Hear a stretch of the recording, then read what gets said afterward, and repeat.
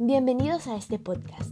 Hoy hablaremos sobre Fuenteovejuna del autor Félix Lope de Vega, o comúnmente conocido como Lope de Vega, uno de los más importantes dramaturgos y poetas del siglo de oro español, ubicado entre el Renacimiento y el Barroco, entre los siglos XVI y XVII. En este episodio del podcast, nos sumergiremos un poco en la estructura de la obra Fuenteovejuna y le daremos un pequeño vistazo a su contenido.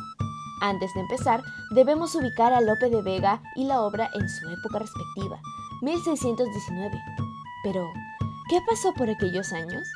Bueno, años antes, en 1476, tienen lugar los hechos de abuso de poder del pueblo original Fuenteovejuna, y de 1475 a 1479, la Guerra Civil de Ciudad Real, una lucha del partido de Juana de Beltraneja con los partidos de Isabel la Católica, ambas medias hermanas por parte de su padre, por el derecho a la herencia de la corona.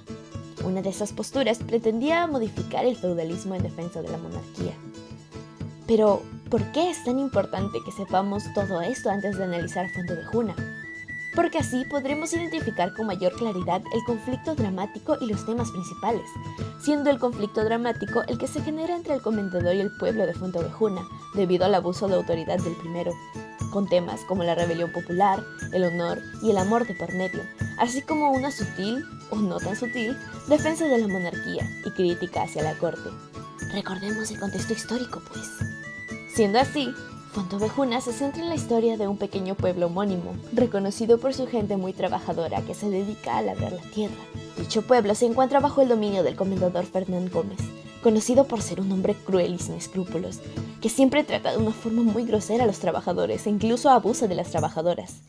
Todo empezó cuando Laurencia, una joven del pueblo, quiere contraer matrimonio con el joven frondoso. Sin embargo, todo cambia el día que Laurencia se encuentra al comendador en el bosque, quien intenta llevársela a la fuerza y obligarla a casarse con él, a lo que ella claramente se niega.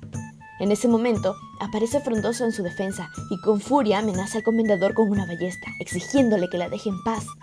Debido al miedo del hombre, ambos logran escapar.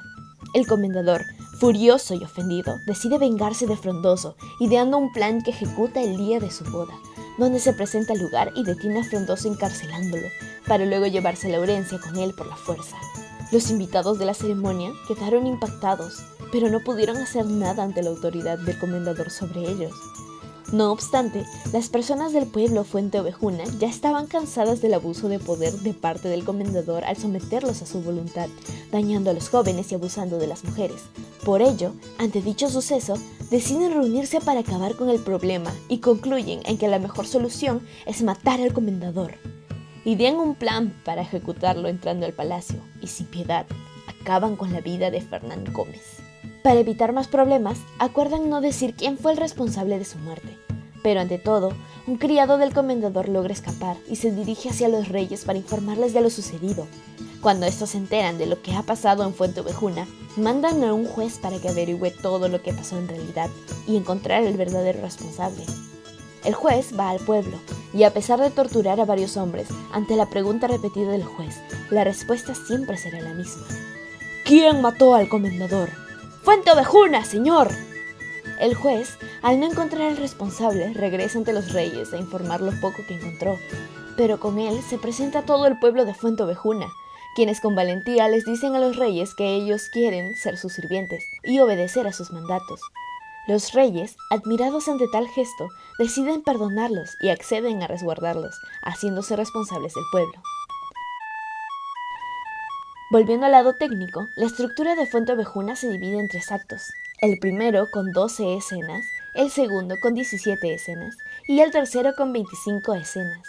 Cada escena marcada con la salida y o entrada de algún personaje. Fuenteovejuna, Fuenteovejuna, ¿Fuenteovejuna? Fuenteovejuna tiene muchas formas de escribirse y, sorprendentemente o no, teniendo en cuenta la época, todas son válidas. El nombre de la obra no solo refiere al homónimo municipio de España y principal fuente de inspiración de Lope de Vega para la obra, siendo este su significado denotativo, sino también encontramos su significado connotativo, donde se refiere a la unión del pueblo Fuenteovejuna como un solo individuo, puesto que, en la obra, a los pobladores se les nombra como ovejas, y son ellos quienes unen sus fuerzas en una sola para sublevarse contra el comendador y darle muerte por los muchos agravios que les hizo. Sin duda, Fuenteovejuna explora y recorre con ahínco las pasiones humanas. La unión hace la fuerza, una frase correcta para definir la mítica escena entre el juez y el pueblo. ¿Quién mató al comendador? ¡Fuenteovejuna, señor!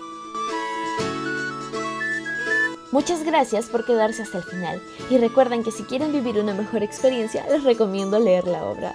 Hasta aquí nos vemos. Saludos, Alejandra.